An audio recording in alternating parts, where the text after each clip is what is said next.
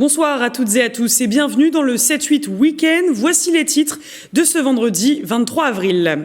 Le Premier ministre Jean Castex a fait un point d'étape sur la crise sanitaire lors d'une conférence de presse jeudi 22 avril. La rentrée scolaire est confirmée au 26 avril, mais pas de calendrier précis pour la réouverture des commerces et des lieux culturels. Le flou demeure. Pour réagir, nos invités, Lionel Masseta, directeur du théâtre de Saint-Quentin en Yvelines, et Romain Giquel, chef du restaurant La Ferme de Voisins. Également pour soulager les hôpitaux sous pression avec la crise sanitaire, des lits ont été réquisitionnés dans les cliniques de soins pour être transformés en lits médicalisés. Exemple à Guyancourt, à la clinique Corian, le Grand Parc. Enfin, comme chaque semaine et même confinée, Célia Gatsongo vous proposera ses idées sorties et loisirs. Et nous l'avons appris vendredi, une fonctionnaire de police de 49 ans du commissariat de Rambouillet a été assassinée. Elle s'est faite poignarder dans le sas d'entrée du commissariat. L'assaillant a été abattu par ses collègues, les fonctionnaires de police.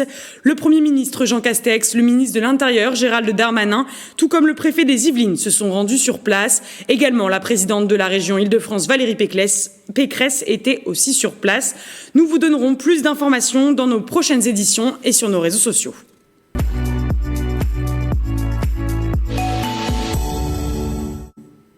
Comme je vous le disais en titre, le Premier ministre s'est exprimé jeudi soir pour faire un nouveau point d'étape sur la crise sanitaire. Un discours attendu sur le déconfinement progressif, mais des points restent toujours à éclaircir. D'abord, la rentrée en présentiel pour les écoles maternelles et primaires a été confirmée par Jean Castex pour ce lundi 26 avril, tout comme celle des collèges et lycées une semaine plus tard, le lundi 3 mai.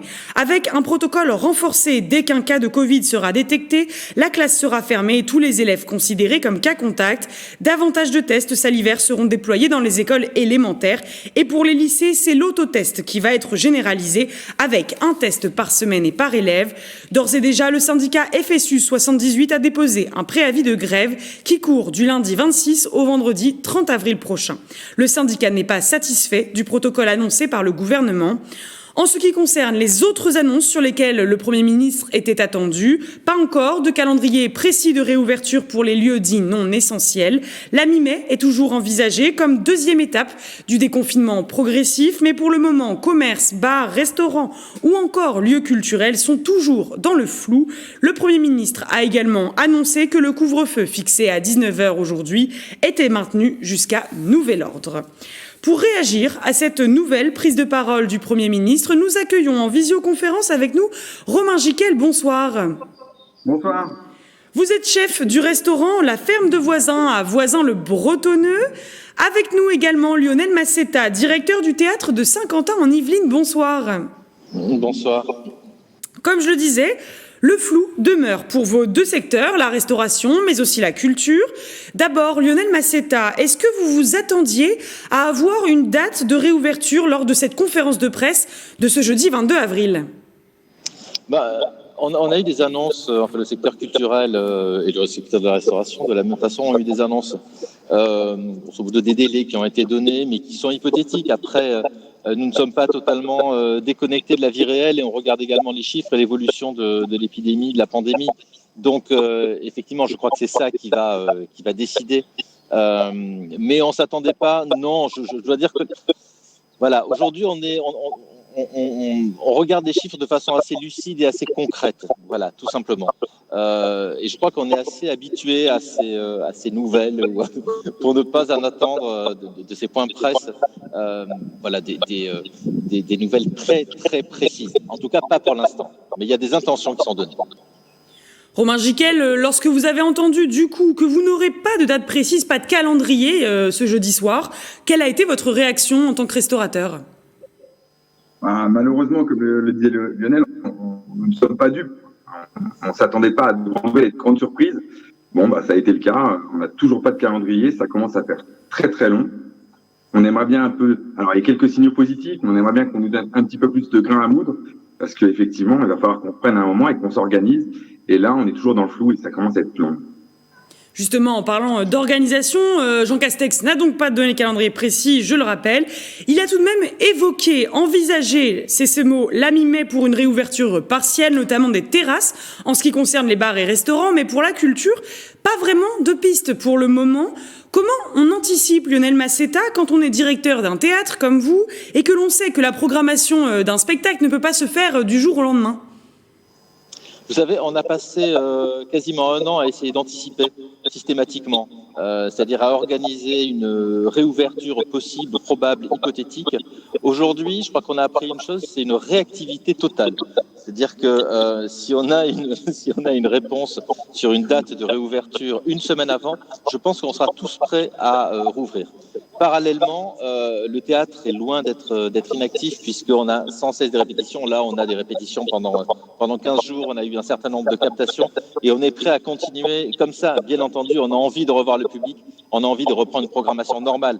Mais aujourd'hui, on est extrêmement réactif en fonction des annonces ou des non-annonces. Romain Gicquel, cela fait plus d'un an que nous sommes dans cette situation de crise sanitaire. Une grande partie de ces plus d'un an, vous avez été fermé en tant que restaurant. Est-ce que rouvrir uniquement les terrasses ou bien en demi-jauge à l'intérieur, comme on a pu entendre dans votre établissement, est-ce que c'est intéressant financièrement pour vous ? Alors, intéressant financièrement, non. Mais on a besoin de quelque chose de positif, on a besoin de repartir. Beaucoup d'entre nous n'ont pas de terrasse, malheureusement. Beaucoup d'autres en ont. Donc, si le temps est au rendez-vous, cela pourrait nous être un petit peu utile et au moins nous aider à relancer la machine, à faire revenir les équipes et à redémarrer un petit peu, quoi.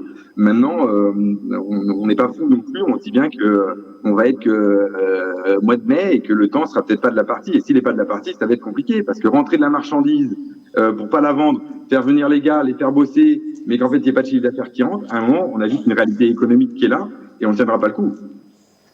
Vous vous attendez du coup, vous me l'avez dit tout à l'heure, Romain Gicquel, à justement d'être prévenu, on va dire 48 heures, 72 heures avant la possible réouverture.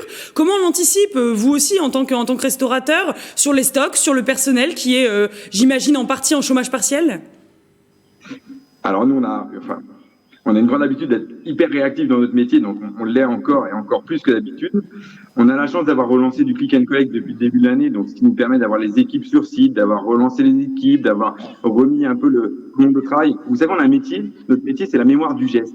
Et il faut que les gars viennent bosser, les gars et les filles, mais que les équipes viennent bosser pour se réapproprier leurs gestes, leurs techniques et roder la machine à nouveau. Quand on s'arrête de travailler 6-7 mois, il faut reprendre les habitudes, c'est pas facile.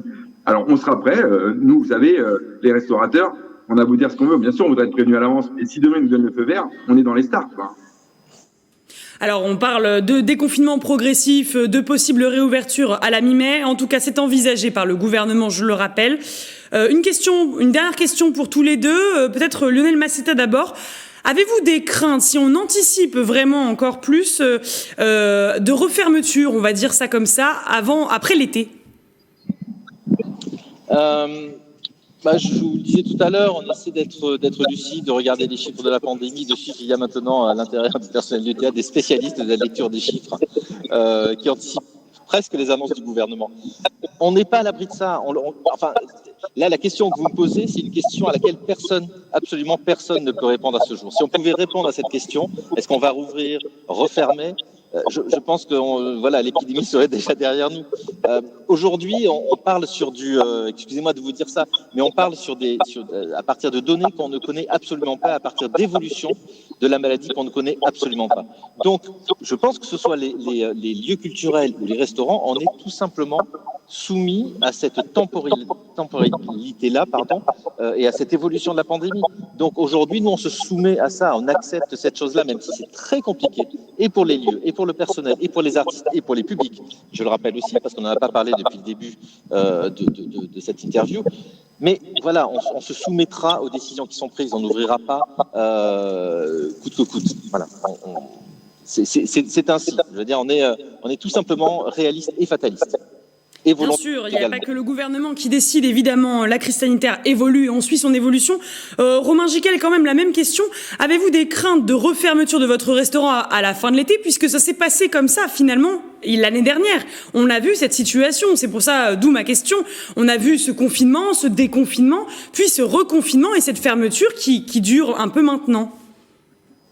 Vous savez, s'il y a un petit peu plus d'un an, vous auriez dit à des restaurateurs qu'ils allaient être obligés de fermer leur restaurant, personne ne vous aurait cru à ce moment-là déjà. Fermer une deuxième fois, ça a été compliqué, mais il fallait pas être dupe non plus. On a vu comment s'est passé l'été, on a vu la réouverture. J'ai vu venir, moi, le second confinement, je veux dire, c'était à mon avis inévitable. Il serait bien qu'on fasse le nécessaire pour éviter un troisième confinement ou une troisième fermeture. Maintenant, on ne maîtrise pas du tout les chiffres. On ne sait pas, on a un temps inconnu. S'il faut fermer, on fermera. Mais il y a un moment, il faut peut-être aussi commencer à vivre avec et réussir à s'adapter, parce qu'on ne va pas cristalliser l'activité de je ne sais combien de métiers, de je ne sais combien de travailleurs, de salariés, d'employeurs, de gens qui ont envie, parce que ce sont beaucoup de métiers de passion qui sont bloqués en ce moment. Et quand on est passionné par son métier, on a envie d'aller bosser. Quand on n'a pas envie de rester à la maison, chômage partiel, pas chômage partiel, c'est une question de vie, de lien social quand même, d'aller au boulot, quoi. Et on le comprend bien. Merci à tous les deux, Lionel Massetta, Romain Gicquel, d'avoir été avec nous pour ce 7-8 week-end. Enfin. Et si l'on parle de déconfinement progressif à l'approche de l'été, la pression sur les hôpitaux, elle, est toujours aussi forte avec la crise sanitaire. Alors pour les soulager, les cliniques de soins de suite ont été réquisitionnées. Exemple à la clinique Corian, le Grand Parc de Guyancourt. Reportage de Célia Gatsongo. 36 lits transformés en lits de médecine. Le 3e étage de la clinique Corian, le Grand Parc de Guyancourt, qui est normalement consacré aux soins de suite et réadaptation, est réservé depuis quelques mois aux patients Covid+, et aux patients non Covid mais qui ont besoin de plus de soins. Il faut imaginer que dans un étage de médecine, il faut doubler les effectifs que l'on a en temps normal dans un soin de suite et de réadaptation.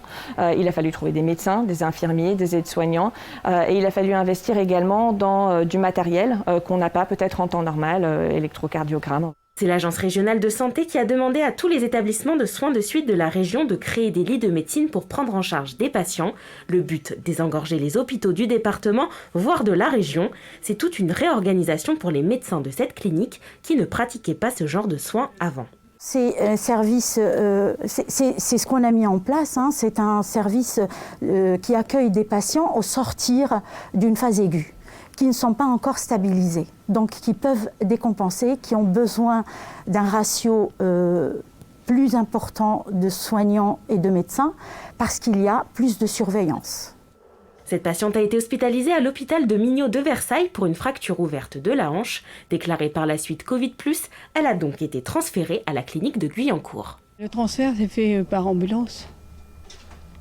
Par ambulance, est arrivé ici, j'ai été arrêtée à l'entrée, on savait exactement ce que j'avais et on m'a aiguillée tout de suite vers une chambre isolée pour terminer mon confinement. Les patients hospitalisés ici restent entre 1 et 2 semaines. Cette patiente qui avait une fracture à la hanche peut bénéficier donc maintenant des soins de suite et réadaptation, la spécialité initiale de la clinique Le Grand Parc de Guyancourt. Après une semaine bien chargée, quoi de mieux que de se détendre le week-end? Même pendant le confinement, Célia Gatsongo vous propose ses idées sorties et loisirs.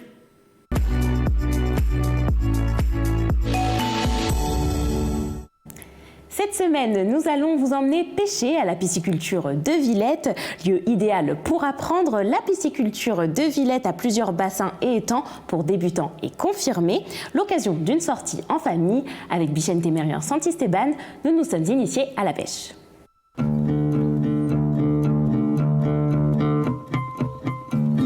Nous sommes à la pisciculture de Villette en compagnie d'Emmanuel Coupin. Bonjour. Bonjour et bienvenue. Merci. Vous êtes le responsable donc de la pisciculture. Oui. Alors vous venez de me donner une canne à pêche. Il y a un seau et des appâts, c'est ça? Exactement. Moi, je n'ai jamais pêché. Est-ce que c'est compliqué? C'est pas très compliqué. À la pisciculture de Villette, on accueille de nombreux pêcheurs adultes ou même enfants à partir de 3 ans qui viennent découvrir la pêche. Alors je vous ai confié une petite canne à pêche très simple, équipée d'un fil, d'un bouchon orange et au bout d'un petit hameçon. Cet hameçon, c'est le crochet qui va attraper le poisson. Pour commencer, on décroche l'hameçon. Dans ce petit pot vert, il y a de la pâte à pain. Il faut donc former des petites boules pour faire des appâts et c'est parti. Le bouchon orange doit être sur l'eau et quand le bouchon coule, il faut ferrer, c'est-à-dire tirer vers le haut d'un coup sec. Et bravo. Et voilà.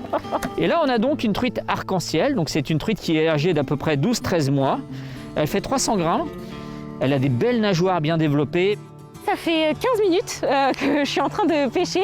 Alors au début c'est vrai que c'est assez compliqué, il faut prendre le coup de main. Et puis finalement j'ai pêché 3 poissons. Voilà. Donc c'est déjà pas mal. C'est super, c'est un très bon début. La pisciculture est l'art d'élever les poissons. À la Villette, ce sont essentiellement les truites arc-en-ciel, les truites fario et des saumons de fontaine. Là vous avez donc des bassins pour plutôt les débutants, mais finalement il y a des bassins pour plusieurs niveaux, des étangs. Oui. Parce qu'arrivé à un moment, ça va trop vite ici. Donc on a un lac qui est juste derrière, à une dizaine de mètres d'ici, où là, les gens viennent avec leur propre matériel, puisqu'ils s'équipent après, même les enfants, hein, et ils passent la demi-journée ou la journée au bord de l'eau. Alors là, c'est de la vraie pêche, ça ne mord pas instantanément. Il faut parfois attendre une demi-heure avant qu'il y ait une truite qui morde. Par contre, c'est plus fin, on va changer l'appât, on va avoir un fil beaucoup plus fin que celui-là. Mes 3 poissons pêchés, je me dirige en boutique pour les faire vider. Ce magasin vend des produits du terroir, mais aussi des truites ou saumons fumés, des terrines et rillettes de poisson. Donc voilà vos poissons et les fiches recettes qui vont avec. Super, merci Bonne beaucoup. dégustation. Merci. Voilà, moi je repars avec mes 3 poissons. J'en ai eu pour 9 €, pêche et poisson compris.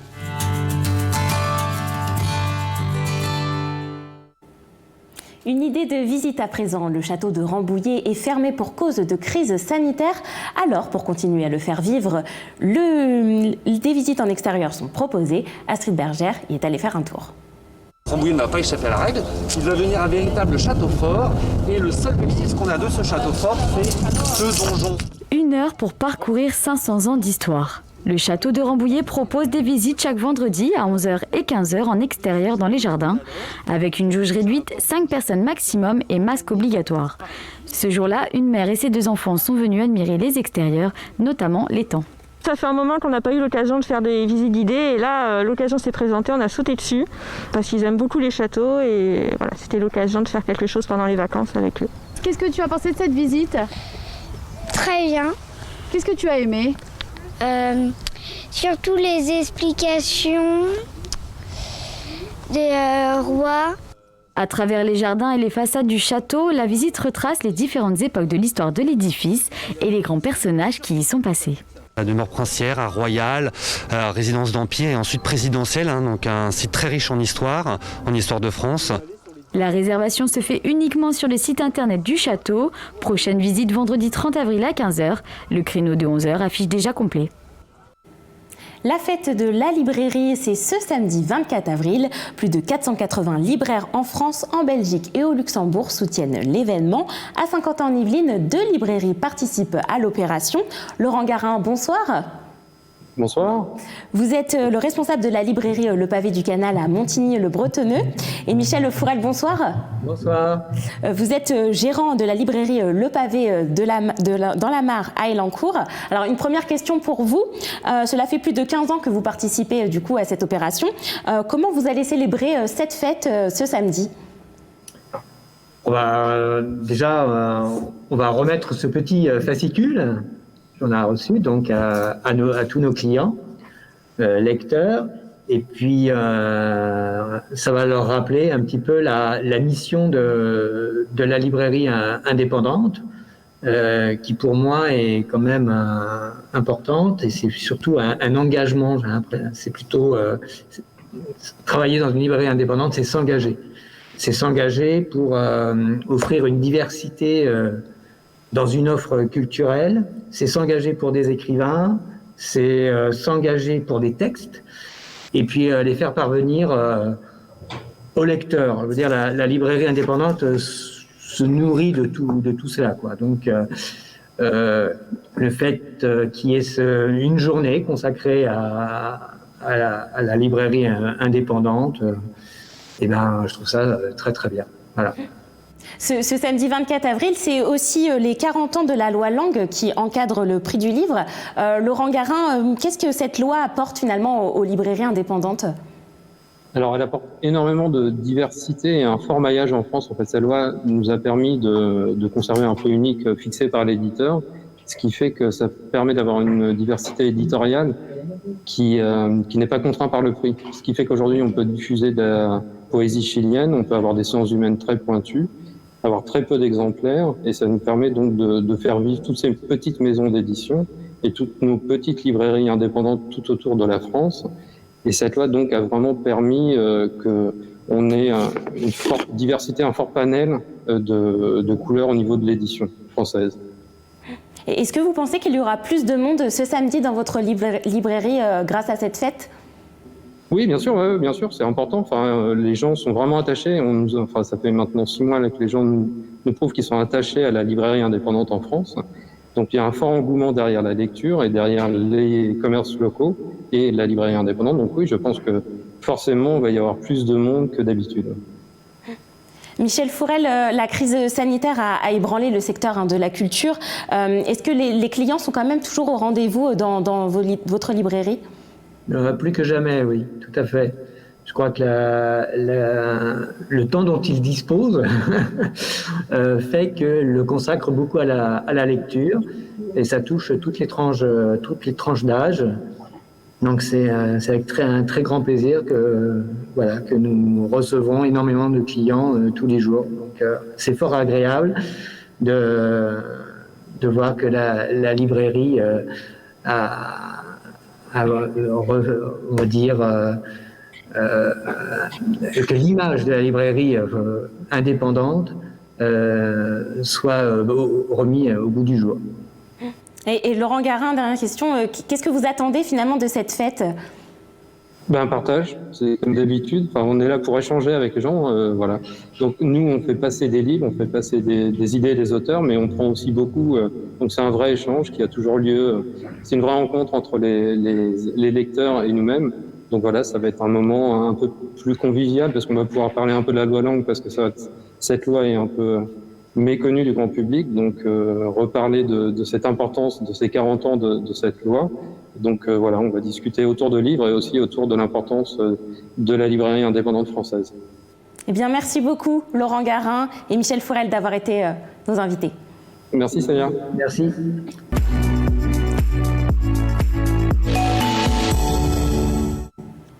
Et pour finir cette page loisirs, je vous propose une activité de sortie pour ce week-end. Un tournoi de jeux vidéo en ligne sera organisé samedi 24 avril de 16h à 21h par la ville des Mureaux et l'entreprise d'événementiel Event2Give. Le LMX Gaming Challenge sera diffusé en direct sur les réseaux sociaux de la ville des Mureaux. Le jeu choisi Rocket League. 64 équipes s'affronteront. De nombreux lots sont à gagner. Et le 7-8 Week-end continue avec Éléonore pour parler de l'actualité.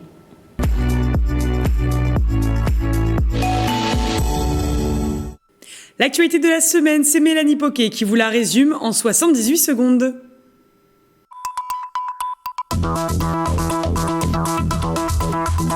La vaccination bat son plein au Vélodrome national de Saint-Quentin en Yvelines. 50 000 personnes ont déjà été vaccinées. Le président du Sénat, Gérard Larcher, a fait le point avec les élus locaux. 5 grands groupes pour penser les solutions et les services de mobilité de demain. La Software République sera installée dans le bâtiment Odyssée du Technocentre Renault de Guyancourt. Un bilan sans surprise, la fréquentation touristique dans les Yvelines a été profondément touchée par la crise sanitaire de la Covid-19. Hôteliers et sites touristiques ont vu baisser leur fréquentation de plus de 50%. 3 nouvelles navettes de transport à la demande s'ajoutent aux 3 déjà existantes au sein de l'agglomération Rambouillet Territoire depuis janvier 2021. Le but de ce transport, permettre à des personnes des zones rurales d'accéder au centre des grandes villes du territoire. Une solution d'urgence proposée par le département. 2 éleveurs se sont établis au haras des Brévières. Ils ne peuvent pas s'installer à Abainville sur fond de bataille juridique. Un triste record, plus de 100 000 personnes sont décédées de la Covid-19 en France. Un traumatisme pour les familles qui ont perdu un proche et qui n'ont pas pu leur dire au revoir.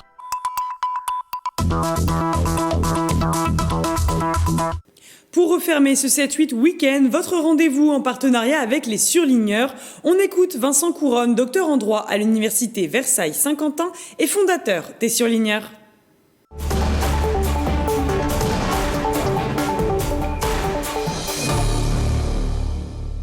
Coup de théâtre sur coup de théâtre dans le monde du football européen. Dimanche soir, une coalition de 12 des plus grands clubs européens annonce la création d'une Super League semi-fermée, autant dire sans vraiment de compétition. De toute façon, cette annonce, qui a fait l'effet d'une bombe, n'est plus vraiment d'actualité puisque le projet a été vite suspendu. Une suspension qui est due essentiellement à la pression politique et populaire.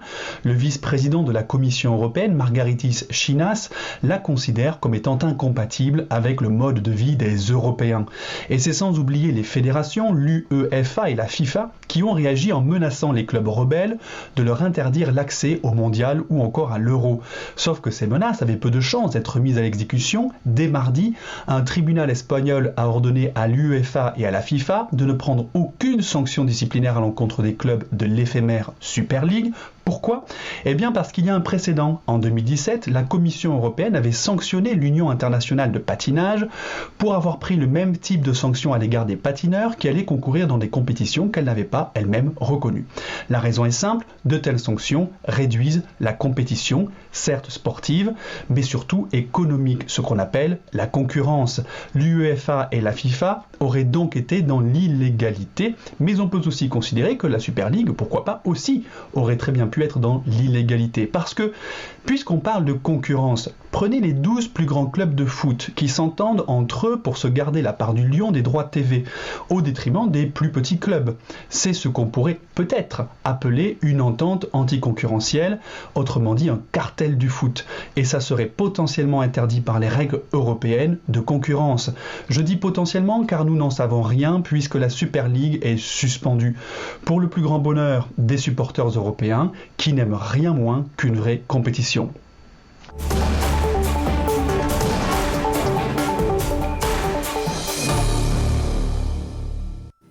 C'est la fin de votre 7-8 week-end. Merci de l'avoir suivi. Je vous souhaite une bonne soirée et un bon week-end.